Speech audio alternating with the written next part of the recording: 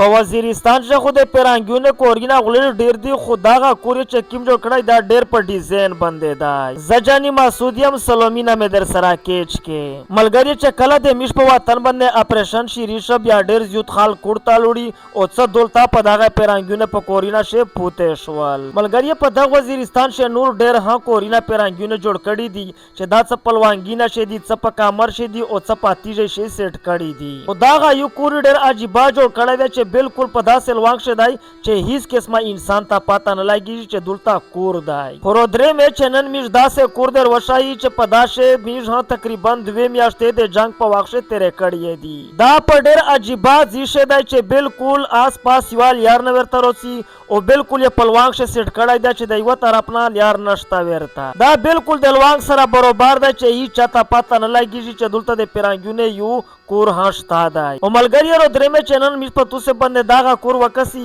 چې د جنگ په وخت د اپریشن په وخت میش هم په دغه 2 میاشتې تیرې کړی دي میش ازکه په شه تیرې کړی چې د کور ته طرف نه میش ته یک یو گاډي نشي روتلای هر سړی د جنگ په وخت زونی او څوک په اپشتل څوک په گاډي شتل خو میش په دغه دي شاش ولي چې ډیر زیات جنگ رو باندې تیر شو په دا اندیاس اخر میش د کور ته طرف ته ووتلی زه چې کله لاس کولا بعد و دا علاقہ ته رولل و دغه کور ته دو بوراوي رناتل یقین ومنه چې په 2 منټه شمه صاحب باند شولا او ظاهریون یا چې میش په دغه ټیم شه څرګه وخت په دغه کور شه میش تیر کړلی ملګری په میش باندې ډېر زیوته ساخت تیر شوی د جنگ په حالات شه چې د چا سره نه گاډي وي او څوک به مورون وي څوک په اپشته شل څوک ته شای نشول خو هغه وخت چې روی د